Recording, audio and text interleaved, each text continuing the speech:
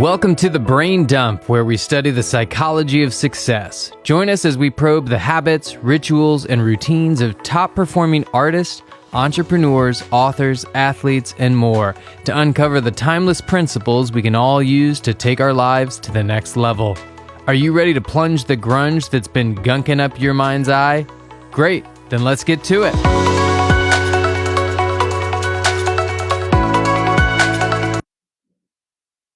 Guys, welcome back to The Brain Dump. We got Mr. Big Time in the house, Anthony. What's up? What's up? So I've had a crazy couple of weeks with clients and stuff like that, and I heard something from Cody Sanchez in a video that makes so much sense to me. I can't believe I didn't think of it myself. She says, every freedom has an exit price.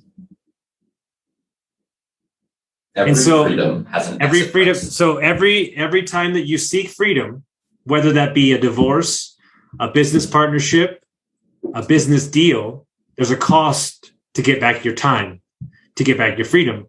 And the question is, if that's what you're truly seeking, then how important it is to that you. Because I just walked away today from $18,000 because I didn't like the way my time was being used. And that's very, very hard for me to do.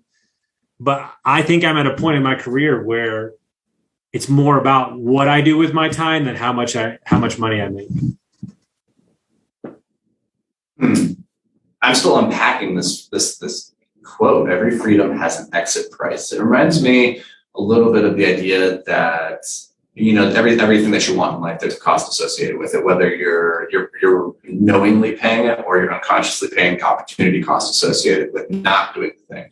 I think that's usually a greater expense that people don't even realize that they're paying. It's like, we talked about writing a book called How to Lose $1 Million, right? The cost of opportunity or the hidden cost of lost opportunity. So this kind of like tickles that button when I'm thinking about every freedom has an exit price. And it's probably true. Like, freedom's not free is the interesting thing, because you have to choose it. And I had a mentor once who told me a very profound thing, which was that the price of freedom is responsibility.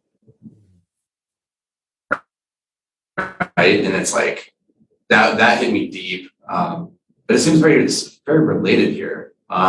This is like hitting me out of left field. So I'm processing actively as we're going here. Well, then I'll keep talking. So it's, I was talking to a former coaching client and we were talking about his role, and he's a wholesaler and he left his job and he's had a great year. And he was like, Austin, it's just not stable though. And I go, what did you sign up for, cowboy? This is entrepreneurship. It's instability, right? And so the question is on the freedom scale is like, if I were to just keep,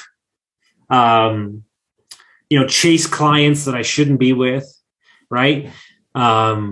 Be in a business partnership that I shouldn't be in, even though I know it's right, but I'm staying around for the money, which I think happens way more often than people want to admit.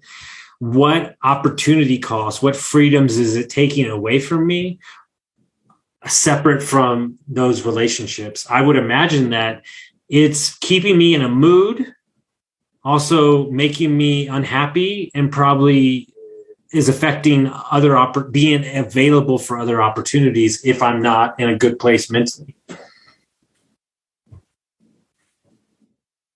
Yeah.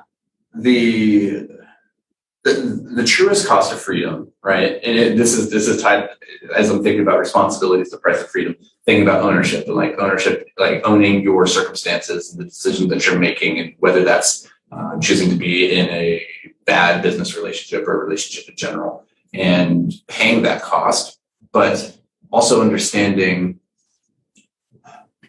the ultimate cost that you're paying can't be defined in dollars. And when people talk about freedom and financial freedom and time freedom and all these things, like, we use money as a surrogate, as this thing that we can trade our time for. Like, it's going to buy back our time. And then the idea is like, that's going to buy me freedom. That's not actually what typically ends up happening. Is money for a lot of people ends up becoming the shackle. It becomes this new type of prison You just traded in your iron bars for gold bars. And you get to this point in your career, your business, your life where you could buy back your time and have that freedom, but you choose not to.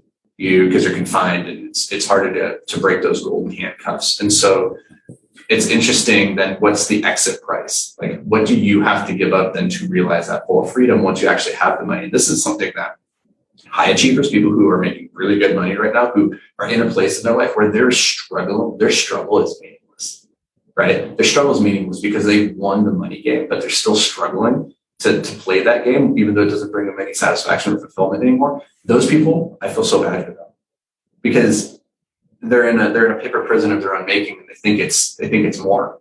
They think they can't leave it, and so they're continuing to play a game that's like even if you win it, like the prize isn't worth having anymore because what it cost you was the freedom, was the satisfaction, was the happiness and gratitude or contentment that you could have had otherwise.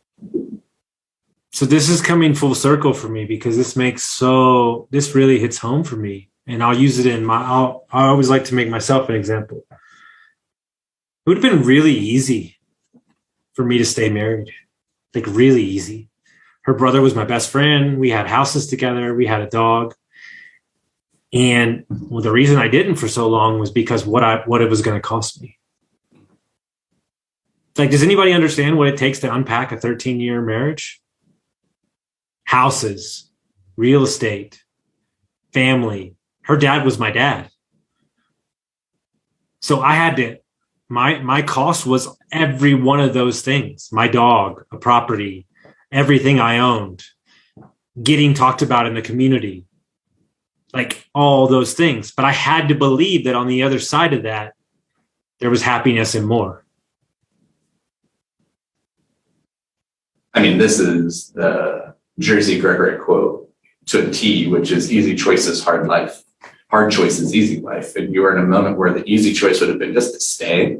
So it was leading to a hard life, which was, for most people, they don't hit the inflection point where things are so bad that they have no choice but to change. And in a lot of ways, when we talk about rock bottom moments, like in a lot of ways, the greatest gift you can have is hitting the bottom. Right? Because then you know definitively, I can only go up. But for most people, the worst is the fall. And they're never going to hit the bottom because they're falling so slowly, but they're still falling.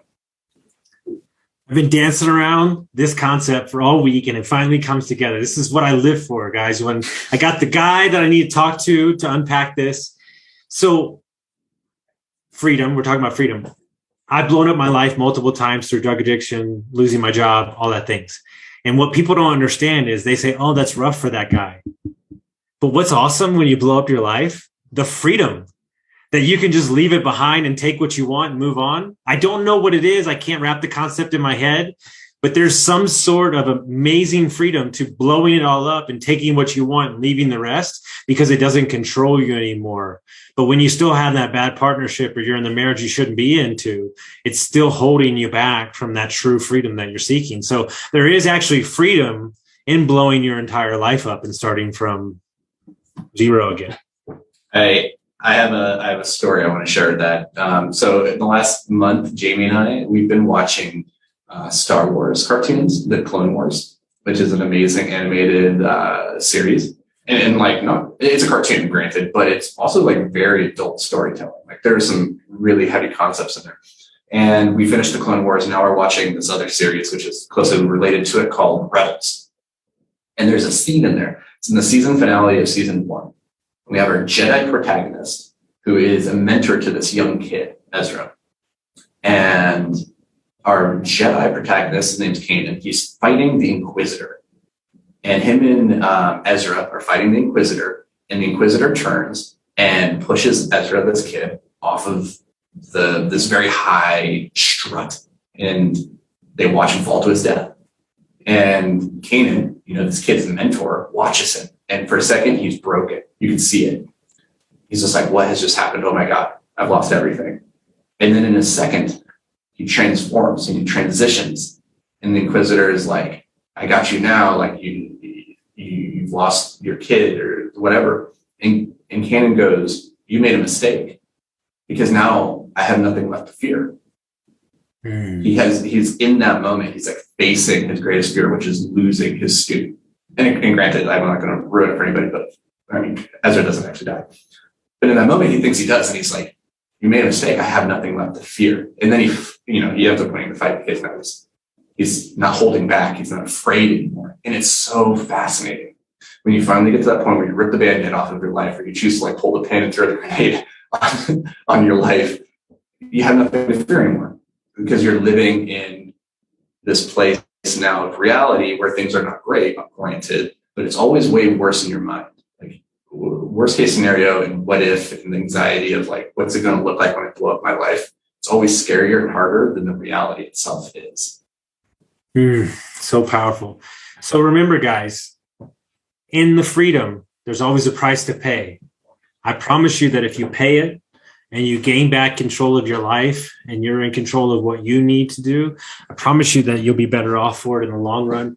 You might not feel it now, but I promise you down the road, you can really create some amazing, a new life, really. I mean, at the end of the day. It's the attachment, and we define ourselves by the attachment. Honestly, this episode of Star Wars is so apropos for this conversation because it's truly like the attachment to like this person, this other thing, this life. If you just say like Ezra is this other life, and I'm attached to it, like what happens when you lose that? Like that's what's scary, is giving up the attachment, because now you no longer have an identity.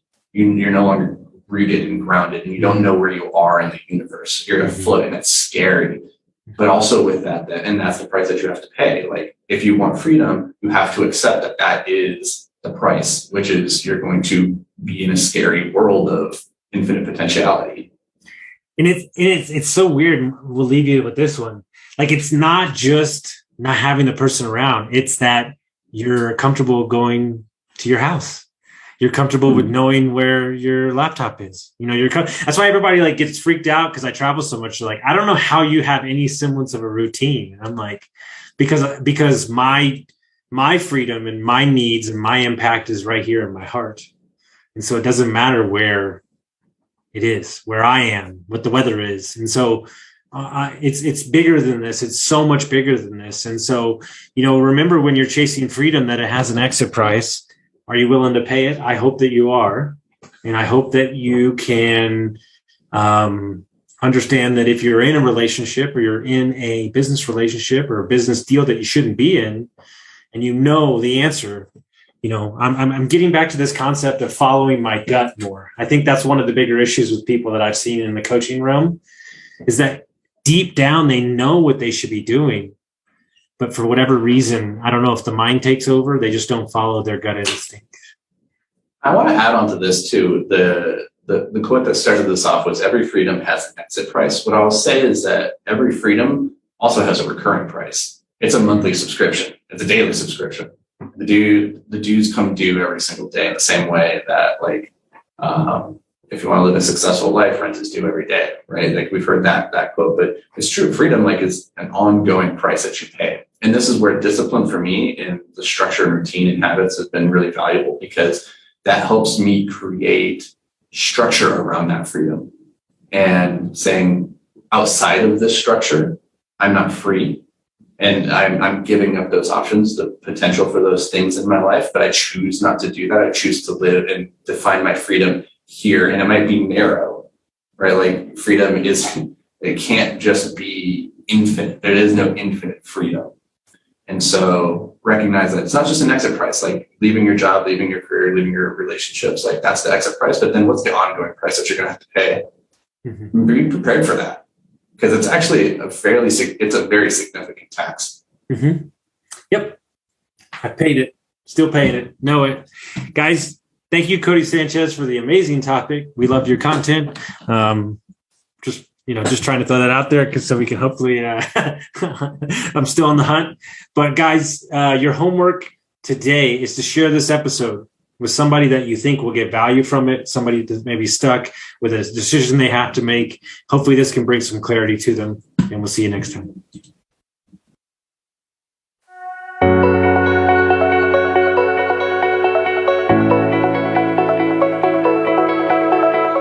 Thanks for joining us here at the Brain Dump. Now, before you go, it's important to solidify what you've learned here today by taking action. If all you do is listen, then you're only going to retain a small amount of the information you consumed here today. So take a quick moment to really lock in any key insights, tidbits, or pieces of wisdom that you want to carry with you into the future. You can do this by heading over to iTunes and leaving a review with your top 3 takeaways from this episode. If you've already left a review, first, thank you so much. Second, it's time to start a brain dump journal. It doesn't have to be fancy, just a slip of paper will do where you can record a couple quick thoughts from each episode. Science shows this is one of the best ways to ensure long-term retention of new information. And finally, if you've got a brother, a sister, a coworker, or a best friend that you think would benefit from this episode, do them and us a favor and share with them this episode. Your support, as always, means the world to us.